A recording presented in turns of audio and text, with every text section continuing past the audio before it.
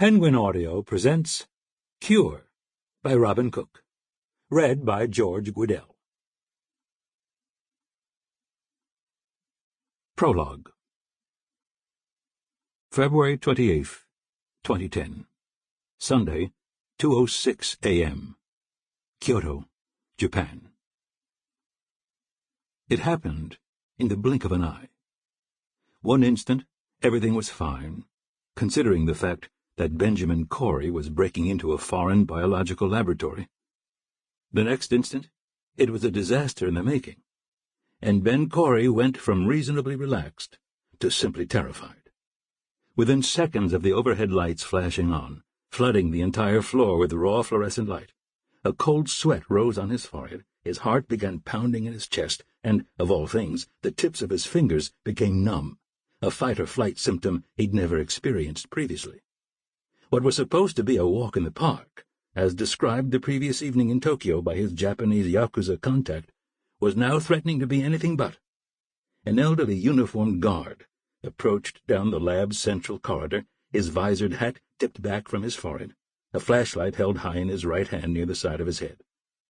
As he advanced, he swung both his head and the flashlight beam down the aisles between the rows of laboratory benches.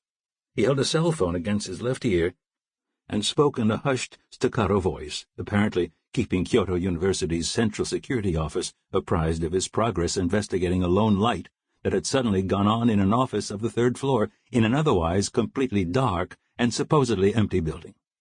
Each approaching step brought forth an ominous jangle from a large ring of keys clipped to his belt. This was Ben Corey's first episode of breaking and entering, and he promised himself it would be his last. He shouldn't have been there, considering the fact that he was an M.D., Ph.D., a graduate of Harvard Business School, and the founding CEO of a promising startup company called IPS USA, LLC. He'd formed the company with the hopes of shepherding the commercialization of human-induced pluripotent stem, or iPS, cells, and, in the process, turn himself into a billionaire several times over. The specific reason that Ben was there at that moment was under his arm. Several lab workbooks owned by a former Kyoto University researcher, Satoshi Machita. In the books was proof that it was he, Satoshi Machita, who had been first to make iPS cells.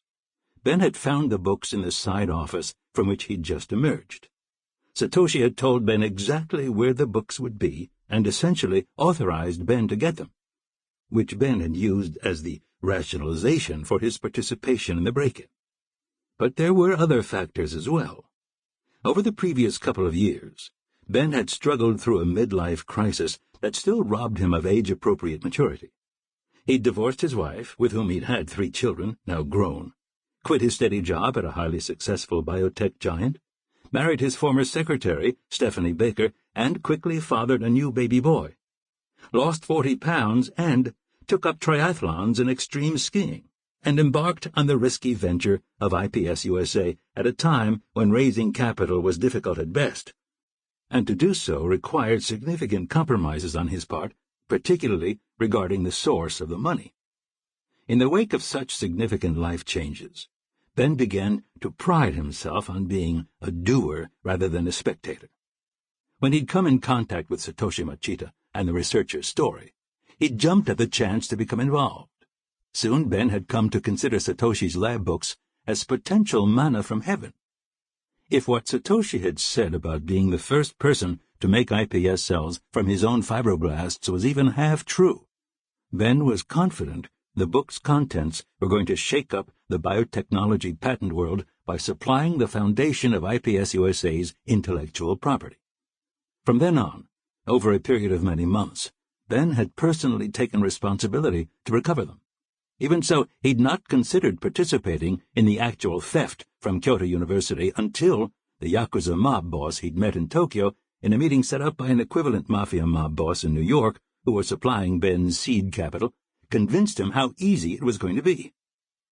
"I doubt the door to the lab will even be locked," the nattily-dressed man in his Brioni suit had said when he'd met him at the bar of the peninsula in Tokyo. "At 2:00 in the morning, there might even be students working at their benches.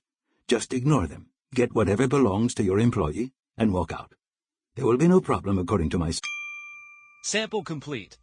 Ready to continue?